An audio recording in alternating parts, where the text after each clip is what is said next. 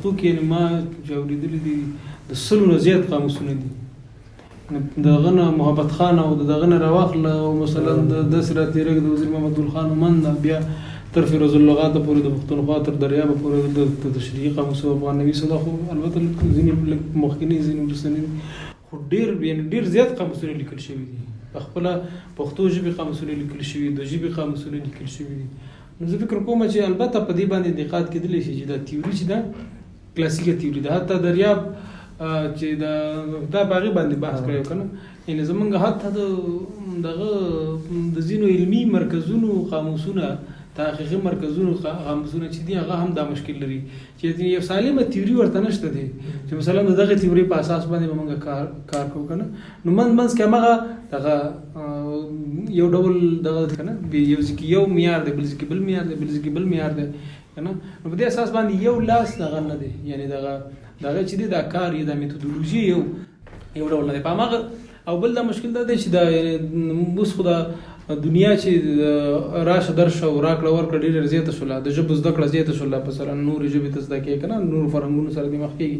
نو د قاموسونو دغه ډېر زیات شو، اهمیت ډېر شو که نه. او دغه قاموسونو اهمیت له پلوه د دې لپاره تیورۍ باندې بحث وشو چې ښه قاموسونه کوم دي چې یو تیوري ورته ولیکل شي.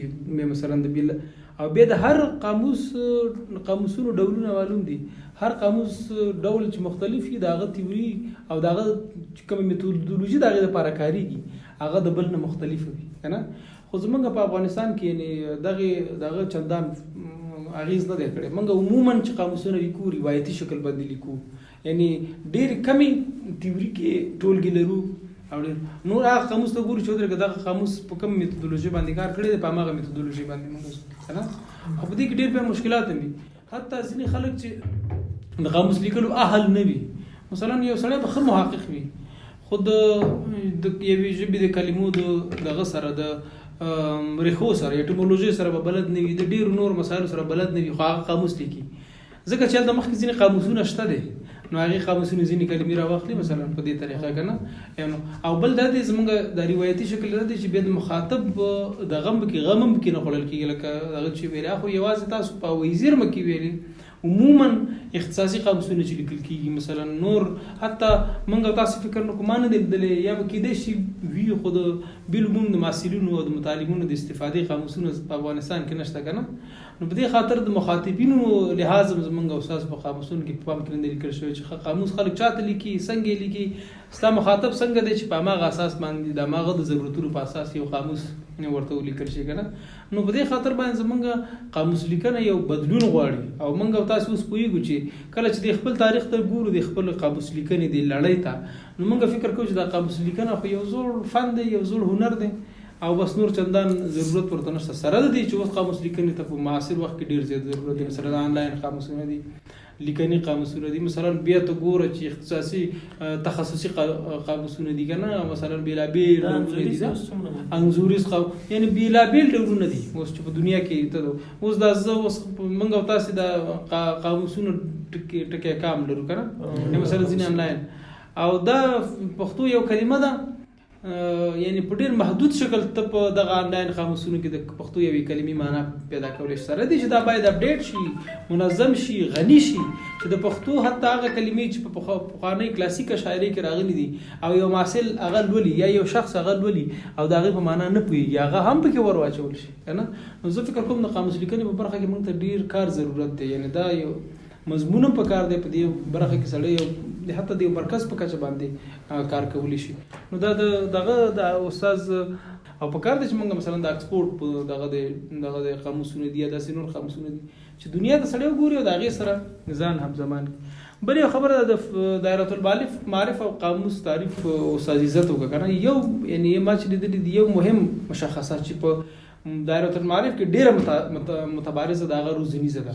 ځکه چې یو دایرة المعارف چې وي هغه د متونو یو مجموعه ده، معلومات یعنې د متونو د پوره یو متن چې هغه لکه د جملو په شکل باندې لکه پوره یو دغه مثلا د اوس ما ته دقیقه نه دی بر فکر کوم فرانسه وه په دغه وروستیو پیړیو کې کومه پیړۍ و چې دا لوی دغه فکري تحول چې راوسته یوې ډلې راوسته او هغې ډلې دایرة المعارفونه ولیکل. نو هغه ځوانانو چې هغه دایرة المعارفونه ولوستل نو فکري دغه پکې راغی که نه.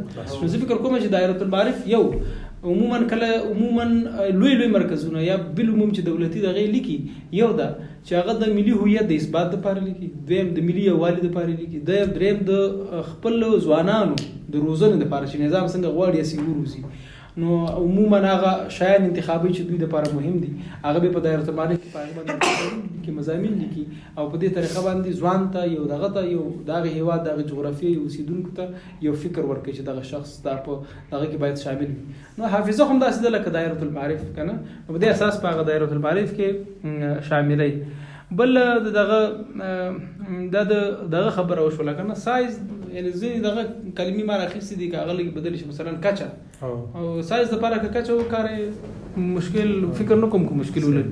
بل دا دغه دپاره یې کارولي دا مدخلونه زیر مدخل، مثلا سر وایې دې کارولی دی د زیر مدخل دپاره ولې دغه نه کاري څنګ وایې او څنګ وایې که نه، او ځکه چې څنګ کې ورسره راځي څنګ دی فرعي دی که نه، په دې خاطر باندې هغه څنګ وایې ورته کارول پکار. او بل دا دی چې دا مدخل په عربي کې ورته ځکه مدخل وایي، یعنی هغه ځای چې یو وایې پکې داخليږي که نه. نو یعنی هغه کله چې یو څوک قاموس لیکي او مخاطب په پام کې وي چې ودرېږه د چا دپاره لیکم، نو هماغه کلمې پکې انتخابوي. ځینې کلمې چې دا دغه نه لري، ظرفیت نه لري، نو هغه داخليږي نه که نه، ځکه ورته د مدخل کلمه استعمالېږي. بل دغه ګڼ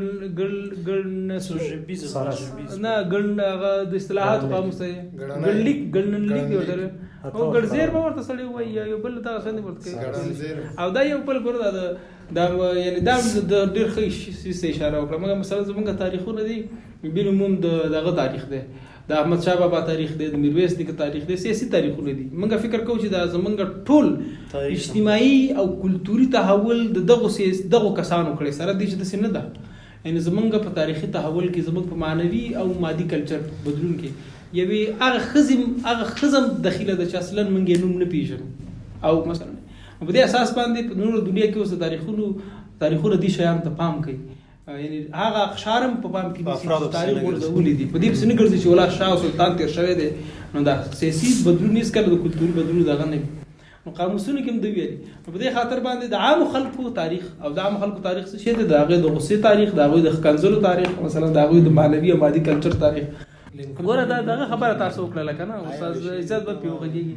دا د وارنټونو خبره تا وکړه، د هغه مثلا زه فکر کوم چې وارنټونه به ډېر د لهجوي وارنټونه په پام کې نیول کېږي. مثلا وینځل ته ویلي مینځي، هغې سره مثلا پرېمینځي، وینځي، پرېمینځي، مینځي، دا ټول وارنټونه هغه لهجوي ګړدودي.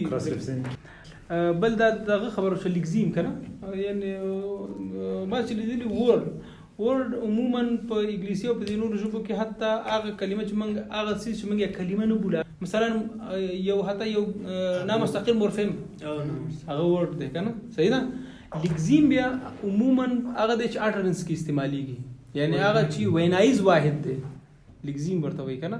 نو دغه لیکزیم چې دی مثلا د یو ډول لکه د فعل رشا که نه، نو هغې نه بیا بېلابېلې دغه جوړېږي ورته وایي اوړي د اشخاصو د جنس او دغه لپاره. نو دا لیکزیم یعنی ما چې لیدلی دی دغې معنا لپاره استعمالېږي که نه. بیا د دې معنا وي دغه کېږي، مثلا تاسې در واخلئ توپ، صحیح ده. اوس توپ ځینې خصوصیتونه لري، مثلا توپ په خپله د لغت وهلو دغه نه لري، یو څوک باید په لغت ووهي انرژي ور انتقال کړي که نه. ځینې دغه شان د نور یو بل څه شی چې ما دغه کړی د دغه ورته وایي انفینټ ورته وایي که نه، یو انفینیټیو دی، انفینیټیو خو مصدر او دغې ته انفینټ چې دی دا دغه ته وایي ګردان شوی فعل په انګلیسي کې فاینایټ چې ورته وایي که نه، یعنې ګردان شوی دغه ته وایي که نه. دا ځینې شیان دي چې